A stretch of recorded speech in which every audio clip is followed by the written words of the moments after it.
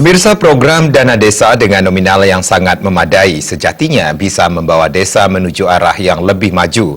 Dana desa diharapkan mampu digunakan dengan baik seperti untuk pengelolaan BUMDes dan pengembangan UMKM yang nantinya mampu mewujudkan perkembangan ekonomi secara merata.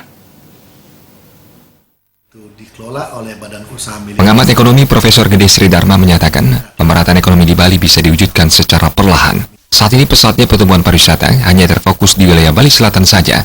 Pemerataan ekonomi di seluruh wilayah termasuk di desa-desa sudah saatnya diwujudkan. Gelontoran dana desa diharapkan mampu digunakan dengan tepat seperti pengelolaan badan usaha milik desa BUMDes yang nanti secara pelan akan mewujudkan kemajuan ekonomi secara merata. Selain itu UMKM yang ada di desa-desa juga bisa dikembangkan lebih pesat lagi dengan keberadaan dana desa saat ini. Potensi-potensi desa yang ada harus digali oleh aparat setempat untuk ditata dan dikelola serta dipublikasikan, karena masing-masing desa jika dikelola dengan baik tentu memiliki daya tarik tersendiri. Kalau dana desa yang sebesar 1 miliar itu dikelola untuk kesejahteraan desa, saya yakin bisa lebih baik ya.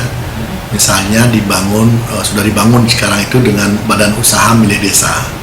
Bukan dana desa yang 1 miliar untuk pembangunan infrastruktur yang selama ini terjadi. Misalnya dipakai habis lah ya, untuk membangun jalan, memperbaiki ini. Padahal sesungguhnya itu uang itu diputar untuk menghidupi UMKM yang ada di desa.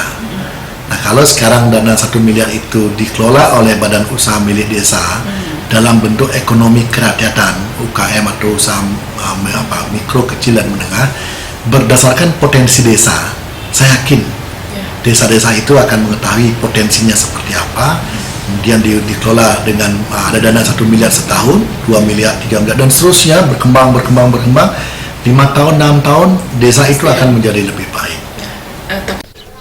Lebih lanjut dijelaskan, jika hal tersebut sudah dilakukan, maka dalam waktu dekat pemerataan ekonomi di seluruh desa akan terwujud. Desa Karyani, Bali TV.